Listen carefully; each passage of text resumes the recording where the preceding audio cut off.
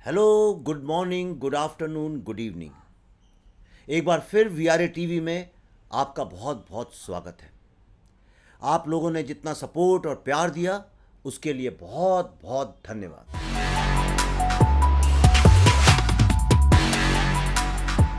दोस्तों, एक बार फिर लॉकडाउन एक्सटेंड हो गया है। रोज खबरें आ रही हैं about the surge in cases of corona infection.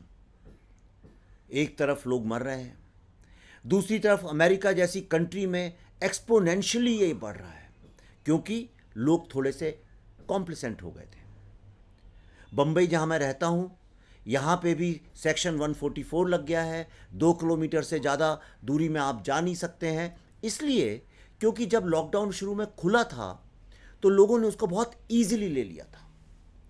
तो बिफोर आई मूव अहेड, मैं आपको एक छोटी सी बात बताना चाहता हूँ। It's very simple to protect your self. मेरी वर्ल्ड के टॉप डॉक्टर्स, खास तौर पे जो वर्ल्ड का नंबर 1 मेडिकल रिसर्च सेंटर है, ह्यूस्टन मेडिकल रिसर्च सेंटर, वहाँ के डॉक्टर से हफ्ते में 2-3 बार बात होती है। और ये लोग वैक्सीन बनाने वाली टीम के मेंबर्स हैं। सिर्फ 3 स्टेप्स हैं। आप हाथ धोते रहिए। कुछ भी टच किया, अगर हाथ धोने की फैसिलिटी नहीं है, 3 ड्रॉप डाल लीजिए, हाथ में यूँ मल लीजिए और तुरंत जो पहली फुर्सत में हाथ धो लीजिए। और ये तो बहुत अच्छी बात है। भारत में आप देखिए, कुछ भी घर में कोई आता है हाथ धोता है, घर से जाता है हाथ धोता है, खाने के पहले हाथ धोते हैं, खाने के बाद हाथ धोते हैं। ये तो भारतीय संस्कृति है ही, जो कि अब पूरा विश्व सीख रहा है। नंबर 2, हर समय चेहरे पे मास्क बांधे रखिए।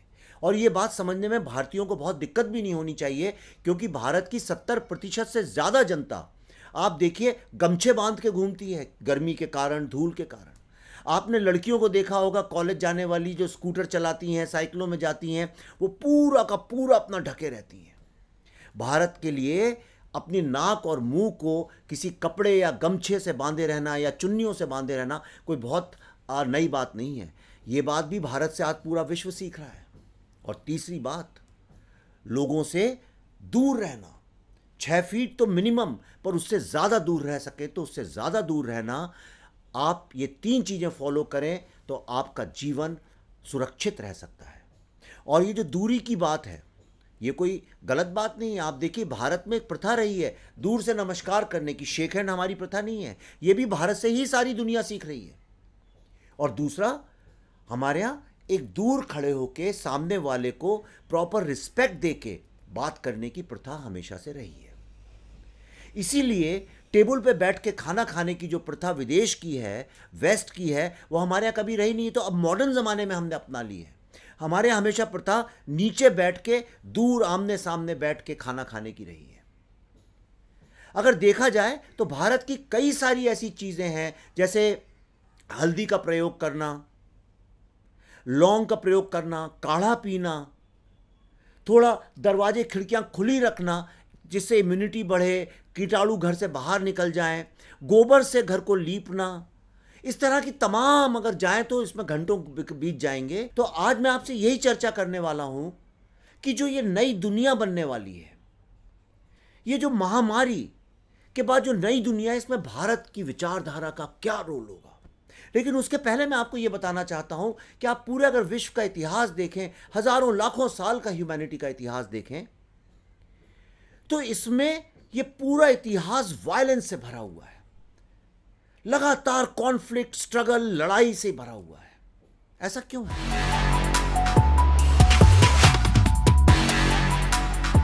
विश्व की पॉपुलेशन आज समझ लीजिए लगभग 7.5 बिलियन है, मतलब 7.5 अरब।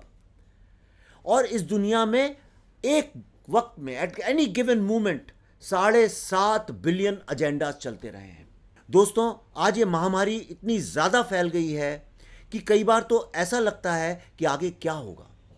और पहली बार ह्यूमैनिटी की लाखों साल के इतिहास में ऐसा हुआ है कि आज 7.5 बिलियन एजेंडा नहीं, सिर्फ एक एजेंडा है, और वो है हाउ टू सर्वाइव।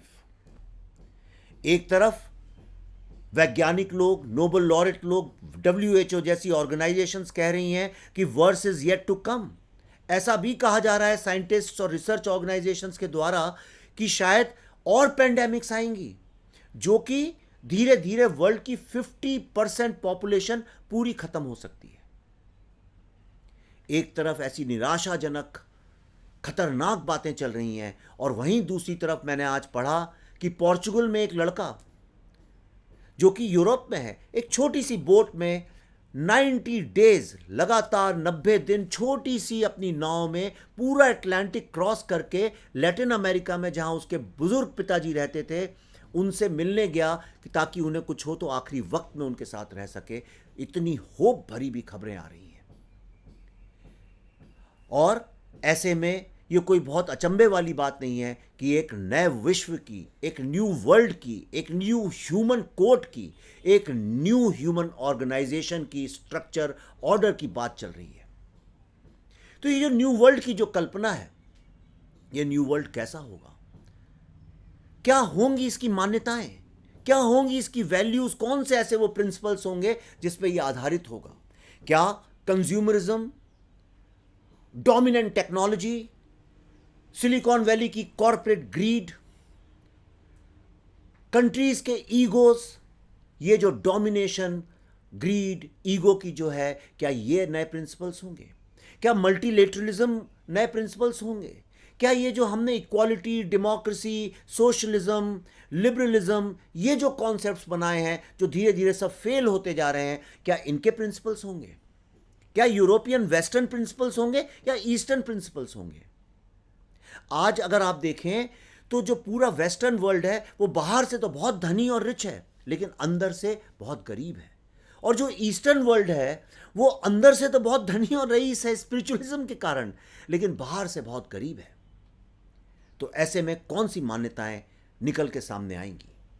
मेरा ऐसा मानना है कि जो न्यू वर्ल्ड बनेगा उसमें भारतीय, प्राचीन भारतीय मान्यताएं, जो प्राचीन भारतीय विचारधारा है, जो एंशिएंट इंडियन विजडम है, वो एक बहुत बड़ा रोल प्ले कर सकती है। भारत पूरे नए आने वाले विश्व को, नई जनरेशन को एक नई राह, एक नई रोशनी दिखा सकती है और भारत एक विश्व गुरु का रोल प्ले कर सकता है। आइए आज इसी बात पर चर्चा करते हैं, new world and the role of India. तो मैं आपको एक सीन बताता हूं और ये सीन मैं अपने अनुभव से बता रहा हूं। बंबई के एक बहुत बड़े 5 स्टार होटल से एक यंग लड़का निकलता है। उसने रोलेक्स की घड़ी पहनी हुई है, एक वर्साचे का बैग लटका हुआ है और उसने तमाम ब्रांडेड कपड़े पहने हुए हैं और वो अभी अभी 10-15 हजार रुपए का एक सैलून में अपने हेयर स्टाइलिंग का बिल पे करके निकला है। वो वैले को अपनी गाड़ी का टोकन नंबर देता है। 1-1.5-2 करोड़ की गाड़ी आके सामने रुकती है। वो वैले को 500 रुपए टिप में देता है, अपनी गर्लफ्रेंड के साथ उस गाड़ी में बैठता है और म्यूजिक ऑन करता है, एसी ऑन करता है और एक रीमिक्स म्यूजिक जो कि इंडियन म्यूजिक को फ्यूज करके वेस्टर्न म्यूजिक के साथ बनाया गया है उसको चलाता है। वो दोनों लोग अपने अमेरिका जाने के प्लान को डिस्कस करते करते एक माहिम की मस्जिद के सामने रुकते हैं। रात का वक्त है और इस वक्त उस मस्जिद के सामने एक कीमा पाव वाला बैठता है जो बड़ा फेमस है। वो गाड़ी रोकते हैं, कीमा पाव वाला जो है वो उनको देखता है और पहचान जाता है और उसका जो लड़का है वो कीमा पाव बटर अटर लगा के उनके लिए लेके आता है। इसी बीच में उनके यहाँ छोटा सा नॉक होता है, वो नीचे झांक के देखते हैं। एक बिना पाँव वाला व्यक्ति जो इंडिया में आपने देखा होगा फिजिकली चैलेंज लोग होते हैं, वो कई बार एक छोटी सी गाड़ी अपने लिए बना लेते हैं और वो नीचे गाड़ी से आके भीख मांगते हैं। ये लड़का उसको बहुत गालियां देता है और वहाँ से भगा देता है। सामने बड़े बड़े होर्डिंग लगे हुए हैं, उन होर्डिंग में लिखा हुआ है कि how for 1,20,000 rupees you can go for a vacation to Bahamas and experience one of the best holidays of your life. इसी बीच कुछ यूनक्स, ट्रांसजेंडर्स, वो आते हैं और एक देसी बॉलीवुड फिल्म का गाना गाने लगते हैं और ज़ोर ज़ोर से तालियां बजाते हैं। वो लड़का एक बार फिर उन्हें गालियां देता है और वहाँ से भगा देता है। और वो खाने के बाद वो जो पत्तल है उस पत्तल को यूं करके फेंकता है और वो पत्तल जाके गिरती है एक बड़े से कूड़े के ढेर पे, जहाँ पे सूअर के बच्चे, कुत्ते के बच्चे और इंसान के बच्चे इमीडिएटली उस पत्तल के ऊपर झपटते हैं और उसमें जो थोड़ा बहुत कीमा या पाव बचा हुआ है, ये तीनों लोग उसके लिए आपस में झगड़ा करने लगते हैं। वो लड़का गाड़ी की अपनी खिड़की बंद करता है, गाड़ी लेके निकलता है, अपनी गर्लफ्रेंड को घर पे छोड़ता है, रात को आके अपने आलीशान घर में सोता है और सोने के पहले सोशल मीडिया पे कुछ मैसेजेस चेक करता है जिसमें ब्लैक लाइव्स मैटर को लेके ट्रेंड चल रहा है। और वो ब्लैक लाइव्स मैटर पे, जो कि अमेरिका में हो रहा है, बंबई में अपने घर में सोते हुए सोशल जस्टिस के ऊपर 5-6 कोट्स लिखता है और आंख बंद करके सो जाता है। ये मैंने आपको किस्सा इसलिए बताया कि आपको ये समझ में आएगा कि इस विश्व में कितनी डिस्क्रिपेंसी है।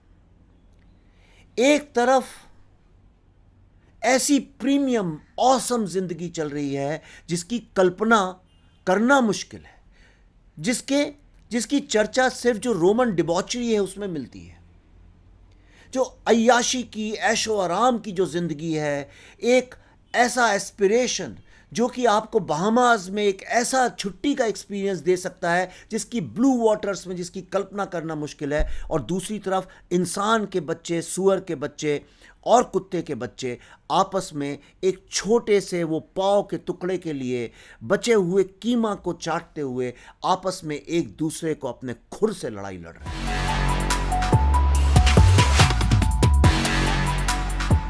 एक दूसरा मैं आपको सीन बताता हूं। एक फिल्म थी, मुझे आश्चर्य है वो फिल्म इतनी पॉपुलर क्यों नहीं है, गॉड्स मस्ट बी क्रेजी। उस फिल्म का सीन बताता हूं। उसमें एक अफ्रीका में एक ट्राइब रहती है जिनकी अपनी भाषा तक नहीं है, जो लोग सिर्फ साउंड से बात करते हैं इस तरह से, और उनमें आपस में काफ़ी प्रेम है। वो बड़े प्यार से रहते हैं, एक दूसरे के साथ कोऑपरेट करते हैं, एक दूसरे की मदद करते हैं, एक दूसरे के कल्याण के लिए काम करते हैं। जो मिलता है उसे आपस में बांट के खाते हैं। इसी बीच एक कॉर्पोरेट एग्जीक्यूटिव्स हैं जो कि शायद मुझे याद नहीं, शायद न्यूयॉर्क टाइम्स के जर्नलिस्ट हैं, जो अमेरिका से, न्यूयॉर्क से, मैनहट्टन से एक प्लेन में निकलते हैं। छोटा प्लेन है, चार्टर्ड प्लेन है, और वो अफ्रीका के इस ट्राइब के गांव के ऊपर से निकलता है। वो लोग कोका कोला पी रहे हैं और कोका कोला पीते हुए वो अपनी जो बोतल है, चूंकि it's a low flying aircraft, तो कोक की जो बॉटल है उसको खिड़की से बाहर फेंक देते हैं। It's a comedy film, satiristical film. और वो कोक की बोतल आके नीचे उस गांव में गिरती है। जो ये अफ्रीका में जो ट्राइब रह रही है, बुरी तरह से लोग डर जाते हैं। उन्हें लगता है कि ये भगवान ने कोई उनके ऊपर श्राप भेजा है और ये ईश्वर का आतंक है और ये कोई राक्षस या दानव का काम है। पर धीरे धीरे वो लोग उसके पास जाते हैं और उन्हें लगता है नहीं, ये बोतल तो बड़ी, उसमें फूंक मारते हैं, सीटी बजने लगती है। फिर वो उससे आटा बेलने लगते हैं, बेलन की तरह यूज़ करने लगते हैं। उससे वो जो फल होते हैं, कड़े फल होते हैं, उनको तोड़ने लगते हैं और धीरे धीरे उनको समझ में आता है ये बड़ी पावरफुल चीज़ है। और शुरू होता है एक सिलसिला उसके पोजेशन का, कि इसको जो पोजेस करेगा वो सबसे पावरफुल आदमी होगा। फिर जेलसी का, आपस में कंपटीशन का, हेट्रेड का, वायलेंस का, कम्युनिटी पॉलिटिक्स का, ग्रुप पॉलिटिक्स का, और जितनी भी नेगेटिव फोर्सेस हैं, एक कोका कोला की बोतल के कारण किस तरह उस ट्राइब को बर्बाद करने लगती हैं। अंत में एक जो उसका जो प्रोटैगनिस्ट है वो कहता है नहीं, जब तक ये श्राप है ईश्वर का, जब तक इस कोका कोला की बोतल को I do not throw it at the end of the world, जहाँ दुनिया खत्म होती है, जिसके बाद दुनिया ही नहीं है, वहाँ फेंक के नहीं आऊँगा, तब तक यहाँ कुछ होगा नहीं। And then he goes on a journey to throw that bottle of Coke. It's a very metaphorical film. आज पूरा जो विश्व है वो पोजेशन की, पावर की, ग्रीड की जो कंपटीशन है, उसके पीछे ऐसा अंधा होके भाग रहा है कि उसको शायद कहीं समझ में ही नहीं आ रहा है कि जीवन का अर्थ क्या है।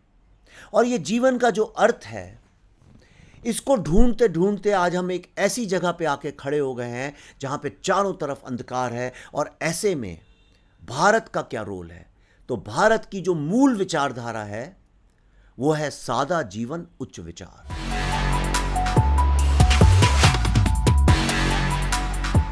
आज पूरा विश्व लौट के इसी की तरफ आ रहा है। यह भारत की एक बहुत बड़ी भूमिका हो सकती है। सादा जीवन उच्च विचार का जो मंत्र है, इसका अर्थ क्या है, मैं आपको बहुत संक्षेप में समझाता हूं। इसका मतलब है यह है एंटी पोजेशन थ्योरी। सादा जीवन मतलब सिर्फ जितने की आपको जरूरत है उतना ही उपयोग करें। ये जो धरती है, इसमें जो प्रकृति है, इससे सिर्फ उतना ही कंज्यूम करें जितनी आपको आवश्यकता है। और अगर आप एक लिस्ट बनाएं तो आपको बहुत ज्यादा की आवश्यकता भी नहीं है। और तो और आप ज्यादा सांसें भी ना लें, सांसें भी आप गिन के लें, इसलिए आप लंबी सांस लें और धीमे से छोड़ें। यह भी सादे जीवन का ही एक अंग है। Slow breathing. आप एजिटेटेड ना हो, आप जहां बैठें शांति से बैठें, शांति से विचार करें। और उच्च विचार, उच्च विचार क्या है? उच्च विचार को पतंजलि ने बड़े सिंपल तरीके से बताया है। उच्च विचार जो है वो सिर्फ इतना है, oneness, how you become one with your surroundings. मतलब ये जो धरती में प्रकृति है, ये प्रकृति और आपके जो कर्म हैं, ये कैसे एक हो सकते हैं। इसीलिए पतंजलि ने बात की है पौरुष और प्रकृति की। पौरुष का मीन्स है कर्म, कर्म मीन्स योर एक्शंस, आप जो करते हैं। अगर मैं अपना हाथ भी हिलाता हूं, ये एक तरह का एक्शन है। क्या इस एक्शन से जो ये प्रकृति है, द नेचर, जो मेरे आसपास एयर है, पानी है, जीव जंतु हैं, इस पे क्या फर्क पड़ता है, उसके बारे में चिंतन करना, उसके बारे में मनन करना।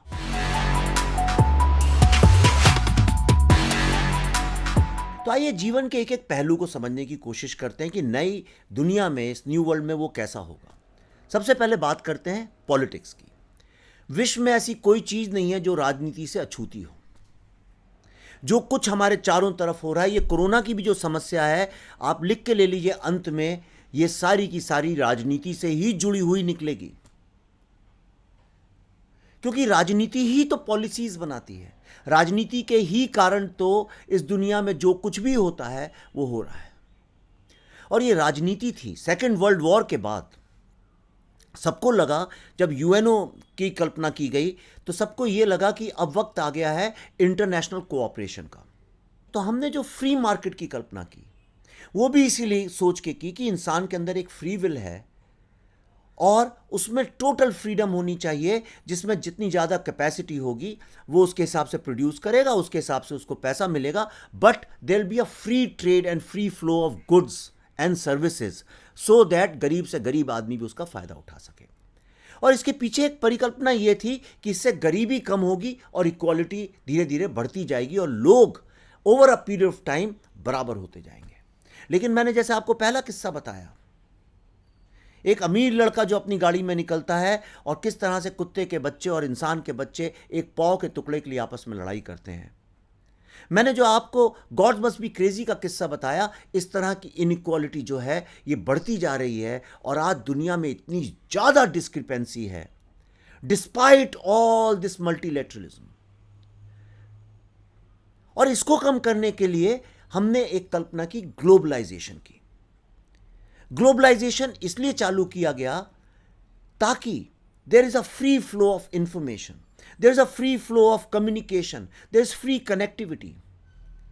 पर आज आप ये देखिए कि ये जो कोरोना वायरस का स्प्रेड हुआ, ये इसी फ्री कनेक्टिविटी के कारण हुआ। ये जो अनरेगुलेटेड, अनचेक्ड ग्लोबलाइजेशन था, उसी के कारण साइंटिस्ट लोगों का, रिसर्च इंस्टीट्यूट्स का, पॉलिटिशियंस का मानना है कि ये जो इम्बैलेंस ऑफ पावर था, कहीं इसके कारण चाइना ने एक बायो टेररिज्म के नाम से इस वायरस का मैन्युफैक्चर तो नहीं किया।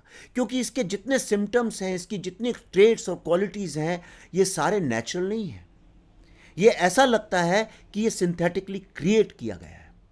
और शायद गलती से निकल के बाहर आ गया, मुझे पता नहीं है, पर ये साइंटिस्ट लोग कह रहे हैं, ये बात रिसर्च इंस्टीट्यूट्स कह रहे हैं, ये जो एक्सपर्ट्स हैं वो कह रहे हैं, ये बात नोबेल लॉरेट्स कह रहे हैं, और वर्ल्ड ओपिनियन डिवाइडेड है, तो इसको इग्नोर भी नहीं करना चाहिए।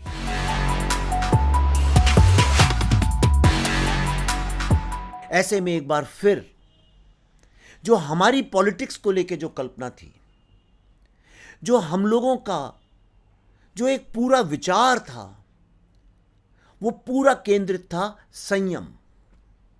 इवन राम राज्य की भी जो कल्पना है उसमें यही बात है कि राजा का सबसे पहला कर्तव्य है संयम। संयम का मतलब है बैलेंस। और फिर से एक बार वर्ल्ड लीडर्स जो हैं वो balance, regulated economy, regulated politics के बारे में बात करने लगे। हमने ऐसा क्यों नहीं सोचा कि अगर ग्लोबलाइज्ड वर्ल्ड की कल्पना कर रहे हैं तो उसके साथ एक ग्लोबलाइज्ड गवर्नेंस की भी जरूरत है, जो कि सर्व कल्याण के बारे में सोचे, जो सबसे पहले गरीब के बारे में सोचे और बाद में जो ऑलरेडी पावरफुल लोग हैं, जो चंद लोग हैं, वर्ल्ड की 1% पॉपुलेशन जो सब कुछ कंट्रोल करती है, उसके बारे में बाद में सोचा जाए। एक कंपनी है जो सारी दुनिया को माल बेचती है, चाहे वो अमेजॉन हो। एक कंपनी है जो सारी दुनिया का डेटा अपने पास रखती है, चाहे वो फेसबुक क्यों ना हो। एक ही कंपनी है जिसके थ्रू सारे वर्ल्ड की इंफॉर्मेशन जाती है, चाहे वो गूगल क्यों ना हो।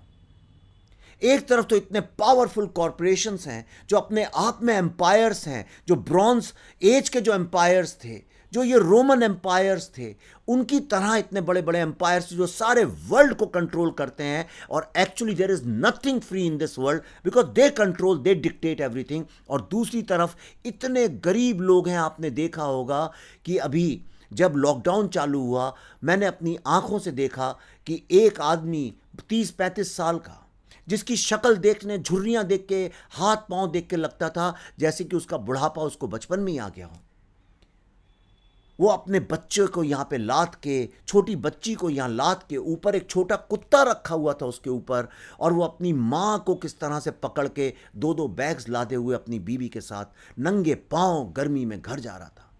ऐसी लाखों पिक्चर्स आपने देखी होंगी।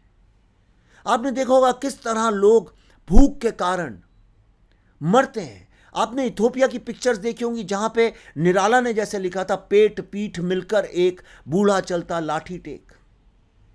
एक तरफ इतनी गरीबी, एक तरफ हॉस्पिटल्स नहीं है।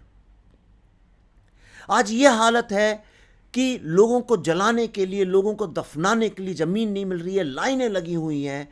एक तरफ इतनी परेशानी है और दूसरी तरफ आप रोज न्यूज़ में सुनते होंगे कि आज, मैं नाम नहीं लेना चाहता हूं, एक्स कंपनी को इतने $billion इन्वेस्ट किए, आज इतने $billion इन्वेस्ट किए, आज उसका शेयर मार्केट इतना बढ़ गया, आज वॉल स्ट्रीट पे इतना मैसिव सेंसेक्स बढ़ गया। एक तरफ तो पैसे की बात सब तरफ चल रही है और दूसरी तरफ लोग इस तरह से भूख से मर रहे हैं, उनके पास इलाज नहीं है।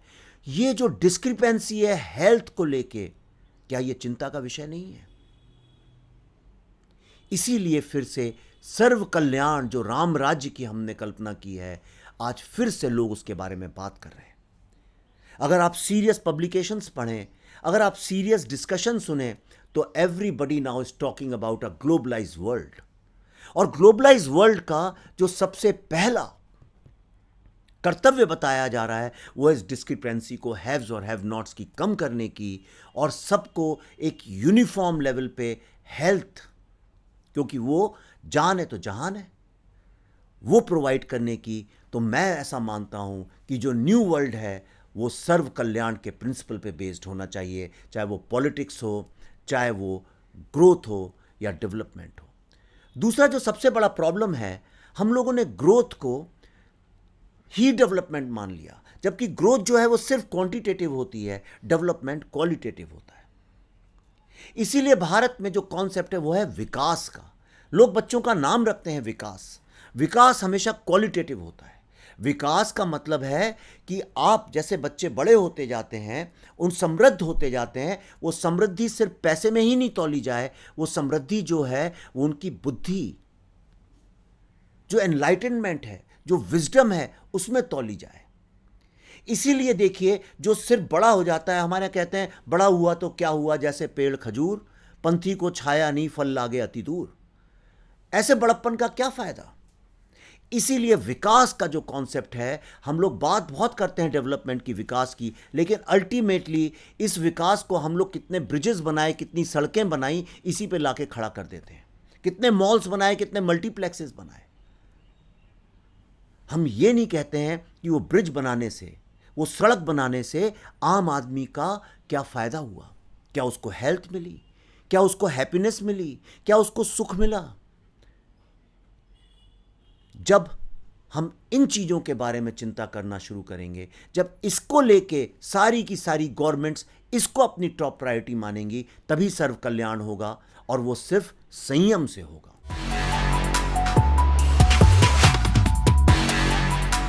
मुझे अभी कुछ दिन पहले एक यंग लड़के ने बड़ा इंटरेस्टिंग सवाल किया जिसने मुझे झकझोर के रख दिया। उसने मुझसे बोला, अंकल मैं जहाँ सुनता हूँ, चाहे टीवी हो, चाहे न्यूज़पेपर्स हो, चाहे सोशल मीडिया हो, हर जगह लोग सिर्फ एक ही बात कर रहे हैं, इकोनॉमी का क्या होगा, इकोनॉमी का क्या होगा। लोग मर रहे हैं, लोगों को समझ में नहीं आ रहा है कि किस तरह से जिया जाए। लेकिन जो वर्ल्ड के जितने पावरफुल लोग हैं वो एक ही बात करते हैं, इकोनॉमी का क्या होगा। क्या इकोनॉमी लोगों से ज़्यादा इंपॉर्टेंट है? तो मैं आपको बताना चाहता हूं कि भारतीय विचारधारा में हमेशा यह माना गया है कि जो अर्थव्यवस्था लोगों की सेवा के काम नहीं आती है, सेवा मीन्स सर्विस, वो व्यवस्था ही नहीं है। और ये बात सत्य है कि जो विश्व के जो 1% लोग हैं, जो मीडिया कंट्रोल करते हैं, पॉलिटिक्स कंट्रोल करते हैं, सारे वर्ल्ड के मार्केट को कंट्रोल करते हैं, और हम लोगों को एक इल्यूजन में रखते हैं एडवर्टाइजिंग और मार्केटिंग। मैंने बहुत साल, लगभग 20 साल एडवर्टाइजिंग प्रैक्टिस की, तो मैं कुछ अथॉरिटी से बता रहा हूं। तो जो मार्केटिंग और एडवर्टाइजिंग से आपको इस इल्यूजन में रखते हैं कि यू आर फ्री, एक्चुअली आप फ्री हैं ही नहीं। और ये साइंस से भी प्रूव हो चुका है कि आप जो कुछ भी करते हैं वो आप एक पपेट की तरह किसी और के इशारे में करते हैं, आपको पता नहीं चलता है। इतने सबकॉन्शियस लेवल पे आपको आज पपेट एक मार्केट का स्लेव बना दिया गया है, और सारी की सारी इकोनॉमी जो है सिर्फ कंजम्पशन कंजम्पशन कंजम्पशन ओरिएंटेड हो गई है। हम लोग बात करते हैं एक तरफ डेमोक्रेटाइजेशन ऑफ इंफॉर्मेशन की, हम बात करते हैं फ्री फ्लो ऑफ कम्युनिकेशन की, लेकिन do you realise we are living in an over communicated society? क्या इतने कम्युनिकेशन की जरूरत है? क्या इतने इंफॉर्मेशन की जरूरत है? अगर आप ध्यान से देखें तो बिल्कुल नहीं। लोग आज एडिक्ट बनते जा रहे हैं इंफॉर्मेशन के। आज लोग एडिक्ट बनते जा रहे हैं शुगर के, लोग एडिक्ट बनते जा रहे हैं उस हर तरह के जंक फूड की जिससे आपका स्वास्थ्य खराब होता है। और इसीलिए देखिए, जो इम्यूनिटी एक नेचुरल गिफ्ट है ईश्वर की, आज वही गिफ्ट हमारे पास नहीं है, और सारी दुनिया इम्यूनिटी बढ़ाने की बात कर रही है, जो हमें फ्री में ईश्वर ने दिया, जिसके साथ हम पैदा हुए हैं। हमने उसी का विनाश कर डाला, सिर्फ इसलिए कि ये ग्रीड से भरी हुई इकोनॉमी ने हमको उस दिशा में जाने के लिए बाध्य कर दिया जहां पे सिर्फ विनाश है।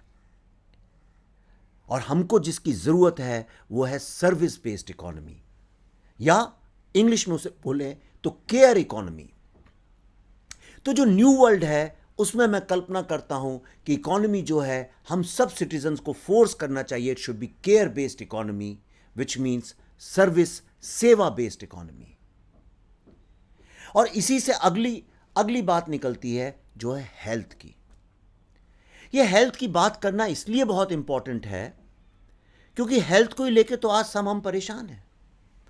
ये कोरोना आपकी जेब से पैसे तो निकाल नहीं रहा है, ये पॉलिटिशियंस के पावर को तो ख़त्म नहीं कर रहा है, पर आप देखिए बड़े से बड़ी गवर्नमेंट, चाहे अमेरिका की गवर्नमेंट हो, चाहे चीन की हो, चाहे भारत की हो, चाहे इटली की हो, स्पेन की हो, बड़ी से बड़ी जो गवर्नमेंट्स हैं, जो इतने ट्रिलियन की इकोनॉमी है, 50 ट्रिलियन, 30 ट्रिलियन, 5 ट्रिलियन की है, सब की सब खस्ता पड़ी हुई है। इनके पास कोई ताकत ही नहीं है। क्यों? क्योंकि आज विश्व के पास हेल्थ केयर सिस्टम नहीं है। हमने जो पैसा है वो बड़े बड़े मॉल्स और फ्लाईओवर्स और हमने बड़े बड़ी सिटीज बनाने में खर्चा किया, लेकिन हमने हेल्थ के ऊपर खर्चा नहीं किया। और किया तो ऐसा इतना महंगा कि आदमी वहां तक पहुंच ही ना सके। दूसरी तरफ हमारा प्रॉब्लम यह है कि हमने सारा फोकस जो है एलोपैथी के ऊपर किया। जो मॉडर्न मेडिकल साइंस है, ये पूरी की पूरी मरे हुए लोगों को डाइसेक्ट करके, जब आदमी मर जाता है उसके ऊपर एक्सपेरिमेंट करके इवॉल्व हुई है। ये प्रिवेंट नहीं कर सकती है, सिर्फ क्योर कर सकती है। मतलब ये उपचार नहीं कर सकती, सिर्फ इलाज कर सकती है। और इसीलिए आप देखिए पूरी सोसाइटी आज जो है वर्ल्ड की illness, it's sick. Most of the world population is sick because of over consumption of unhealthy things. और इसको कोई इसलिए नहीं रोकता है बिकॉज द मॉडर्न मेडिकल जो पूरी जो इकोनॉमी है that like sick people because they make money. ये जो हॉस्पिटल्स हैं डॉक्टर्स नहीं चलाते हैं, ये वही 1% जो लोग हैं वो इसको कंट्रोल करते हैं। और दूसरी तरफ आप इंडियन विचारधारा देखिए जो कि योगा और आयुर्वेदा बेस्ड है। योगा की जो साइंस है वो जिंदा आदमी को, जीवित व्यक्ति को समझ के की गई है। पतंजलि ने आज से हजारों वर्ष पहले जिंदा लोगों को ही समझ के ये बता दिया था हमारे अंदर कितनी नाड़ियां हैं, कैसे शरीर चलता है, खून का प्रवाह कैसे होता है। जब ये सारी की सारी दुनिया ये समझती थी कि जो ब्लड है बॉडी में वो स्थिर है, जितना एक बार भर दिया और वही ब्लड बॉडी के अंदर है, तब हम जानते थे कि ब्लड जो है उसका फ्लो बॉडी के अंदर होता है and it is continuously produced in our body. इसीलिए जो योगा है वो पूरी ब्रेथ बेस्ड है, क्योंकि हमारी पूरी बॉडी की जो साइंस है ब्रेथ से चलती है। और इसीलिए आप देखिए आज सारा जो खेल है वो ब्रेथ बेस्ड है। हम मास्क क्यों पहन रहे हैं? ब्रेथ से कीटाणु अंदर ना जाए। आज डॉक्टर्स बता रहे हैं कि किस तरह से ब्रीदिंग की जाए तो आपकी इम्यूनिटी बढ़े। आज आयुर्वेदा के ही कॉन्सेप्ट वापस आ रहे हैं, हल्दी खाओ, लौंग खाओ, काढ़ा पियो, अपने आसपास के हर्ब्स का इस्तेमाल करो और किस तरह से अपनी बॉडी को कोरोना से बचाओ। मेडिकल साइंस, जो मॉडर्न मेडिकल साइंस है, वो वैक्सीन तो लेके आएगी शायद, वो भी पता नहीं है, लेकिन वो खुद आज they have no answers and people are looking back, they are looking at yoga and Ayurveda. क्योंकि जो मॉडर्न मेडिकल साइंस है वो आपको कहीं कुछ बीमारी हो उसको कुछ वक्त के लिए ठीक कर सकती है, लेकिन जो बॉडी की जो साइंस है वो मेंटल स्ट्रेंथ से चलती है, वो सिर्फ योगा और आयुर्वेदा से ही मिलता है, वो मेडिटेशन से मिलता है। वो अपने दिमाग में जो आपका जो चित्त है उसमें जो वृत्तियां पैदा होती हैं, विच मीन्स जैसे एक तालाब शांत होता है उसमें जो रिपल्स होती हैं, उनको ख़त्म करने के लिए ही पूरी मेडिटेशन की साइंस है। इसलिए एक बार फिर भारतीय विचारधारा पूरे विश्व के काम आ सकती है। हम सारे विश्व को हेल्थ को लेके एक नई दिशा दिखा सकते हैं और योगा और आयुर्वेदा के कॉन्सेप्ट्स को किस तरह से मॉडर्न मेडिकल साइंस के साथ एक समन्वय के साथ, एक सिनर्जी के साथ हम एक नई पूरी की पूरी जो है आइडियोलॉजी, एक नई फिलॉसफी जो है हेल्थ को लेके दुनिया के लोगों का उपचार कर सकते हैं और इस विश्व को हेल्दी बना सकते हैं। कभी आपने सोचा है जिंदा रहने के लिए सिर्फ दो ही चीजें हैं जो सबसे ज्यादा इंपॉर्टेंट हैं? How to live and how to love. World की कोई यूनिवर्सिटी, कोई कॉलेज, कोई स्कूल ये बच्चों को नहीं पढ़ाता। How to be simple, how to be humble, कोई नहीं पढ़ाता। आज सारी दुनिया में जो लड़ाई है, अमेरिका में जो लड़ाई चल रही है रेसिज्म को लेके, जस्टिस को लेके, सोशल जस्टिस को लेके, इक्वालिटी को लेके, फ्रीडम, लिबर्टी, प्रोग्रेसिव वैल्यूज को लेके, कौन सा ऐसा स्कूल, कॉलेज, यूनिवर्सिटी है जो बच्चों को यूनिवर्सली ये पढ़ाती हो that how to respect others? क्या इसके लिए भी 12 साल का एक कोर्स नहीं होना चाहिए? How to treat people equal. इसके अलावा हम जो पढ़ाते हैं that is all discrimination based, और उसके बाद हम कहते हैं कि प्रोटेस्ट करो, रेसिज्म के अगेंस्ट लड़ाई लड़ो। जो बच्चा फर्स्ट आता है उसको बहुत इज्जत मिलती है, और जो बच्चा फर्स्ट नहीं आता है उसको ह्यूमिलिएट किया जाता है, उसको ऐसा फील कराया जाता है कि वो लूजर है। हमने सक्सेस की पूरी डेफिनेशन जो है मार्क्स बेस्ड कर दी है, ना कि वैल्यू बेस्ड। और यहीं पे इंडियन वैल्यू काम आती है। भारत में जो शिक्षा थी उसको विद्या बोलते हैं। सरस्वती को हमने विद्या की गॉडेस माना है। और अगर आप देखें सरस्वती के हाथ में तानपुरा भी है, किताब भी है, कमल भी है, साथ में डव्स भी हैं। मतलब she has so many motives and metaphors around her, which include peace, which includes non-violence, which includes art, culture, music, the higher, finer arts, which also to discover the beauty of the nature. It's a totally, अगर उसको study करें, कभी मैं अलग से episode करूँगा सिर्फ सरस्वती पे, क्योंकि मैं सरस्वती का बहुत बड़ा भक्त हूँ. It is a complete holistic education which is विद्या. कोई भी विद्या बिना संस्कार के सिर्फ एक डिग्री मात्र है. इस दुनिया में हमने वैल्यूज की, संस्कारों की बैंकरप्सी क्रिएट कर दी है. We produce corporate slaves and that also only those who are privileged. ऐसी एक डिस्क्रिपेंसी है कि जो हार्वर्ड में पढ़ता है उसकी इतनी ज़्यादा वैल्यू है, और एक गरीब बच्चा जो एक डेवलपिंग इकोनॉमी में बड़ा हुआ है, जिसको मौका ही नहीं मिला अच्छे एजुकेशन का, उसको हमने दुनिया से काट फाट के अलग फेंक दिया है. What is the point of this globalisation? So this globalisation is a farce. This higher education is a farce. आज सारी दुनिया after pandemic is writing that journalists are better than specialist people, because specialization makes you narrow. It keeps you away from so many things in life that you do not lead your life to the fullest. In fact, आप अपनी ज़िंदगी को इतने संकुचित, इतने छोटे दायरे में जीते हैं. और यही कारण है कि जो लोग, ये जो स्पेशलिस्ट हैं, जो ग्लोबलाइज वर्ल्ड को चलाते हैं, इन लोगों ने भी दुनिया को इतना डिस्क्रिमिनेट कर दिया है कि आज जिसको बेनिफिशरी है इस ग्लोबलाइजेशन का वो, और जो विक्टिम है इस ग्लोबलाइजेशन का, उनके बीच इतनी बड़ी खाई खड़ी हो गई है कि आज वर्ल्ड जो सोसाइटी है, जिसका जो आधार ट्रस्ट होना चाहता है, वही टूट गया है. ना देश एक दूसरे के ऊपर ट्रस्ट करते हैं, ना कल्चर से एक दूसरे के ऊपर ट्रस्ट करते हैं.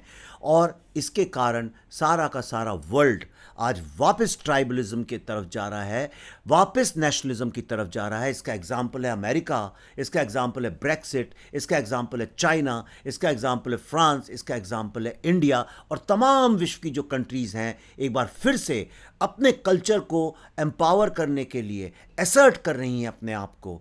And that's why the world is breaking apart. और ये मेरे को सोचने के लिए मजबूर करता है कि ये क्या चीज़ें हैं जिनको सॉल्व करने से ही सर्व कल्याण हो सकता है. तो I am going to ask you few tough question.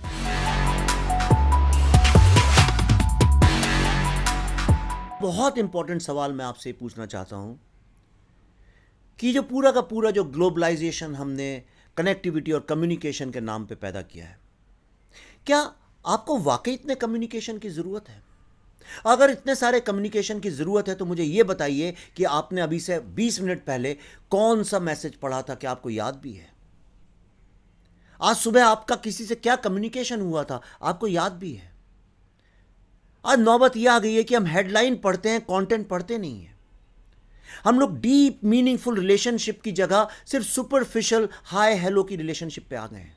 Free market के नाम पे जो ओवर कम्युनिकेशन हमने क्रिएट कर दिया है, उसके कारण हमने इतनी चॉइसेस भी क्रिएट कर दी हैं that today we are living in world of choices. And because of these choices मैं एक एपिसोड करने वाला हूं जिसमें मैं आपको बताऊंगा साइंटिफिकली किस तरह से आज सारी दुनिया का जो स्ट्रेस का कारण है, एंजाइटी का कारण है, डिप्रेशन का कारण है, टूटते हुए रिलेशनशिप्स का कारण है, उसके पीछे ओवर कंजम्पशन है, उसके पीछे चॉइसेस हैं. Human mind is not trained to choose out of so many choices, because life is already complex, and if you overburden it with so many choices, आज होलसेल मार्केट में जाते हैं, departmental store में जाते हैं, आप देखिए जो बच्चे हैं वो घंटों घंटों पैकेट्स उठा के रखते हैं, फिर वापस रखते हैं, फिर ये पैकेट रखते हैं, वो रखते हैं. आपसे कोई बोले शाम को खाना खाने कहाँ चलना है, आधा पौन घंटा आप कंफ्यूज रहते हैं कि आपकी चॉइस क्या होनी चाहिए. आप स्विगी और जोमेटो में ऑर्डर करते हैं, आप कंफ्यूज रहते हैं आपकी चॉइस क्या होनी चाहिए. आपको कुछ नहीं पता है. हमें लग रहा है हमें बहुत इंफॉर्मेशन मिल रही है, but we are becoming dumber and dumber every day. What is the point of such globalization, which is not governed by a globalized interest? Don't you think we should have a globalized government which works only for global interest for the entire globe? ये सवाल आप सोचिए और इससे जुड़ते हुए तमाम सवाल उठाइए. तब आपको समझ में आएगा कि अंततः अगर एक नया वर्ल्ड बनना है, if new world has to be created, it has to be based on Indian philosophy, Indian ideology, Indian values, जो कि ओरिजिनल वैल्यूज हैं। तो अंत में आपसे कहूंगा, एक बार फिर से चिंतन करिए, मनन करिए, पढ़िए, अध्ययन करिए, सोचिए कि जो नई दुनिया है क्या वो भारत के इन सिद्धांतों पर हो सकती है। नंबर 1, सादगी। दूसरा, संयम, means balance between everything, the universe, the cosmos, the nature and our own actions. Third, समाज, मीन्स कम्युनिटी। हम जो भी करें क्या उससे कम्युनिटी का फायदा है।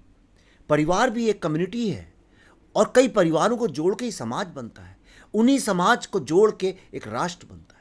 सो कम्युनिटी, समाज। चौथा, सेवा, सर्विस। हम जो भी करें क्या वो इस दुनिया के किसी काम आ सकता है।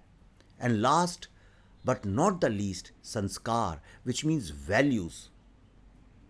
ये जो ग्लोबलाइज्ड वर्ल्ड ने वैल्यूलेस सोसाइटी बना दी है, हम उसमें किस तरह से फिर से वैल्यूज को, संस्कारों को वापस ला सकते हैं। Otherwise what is the point of a silicon age which does not serve the purpose of the society?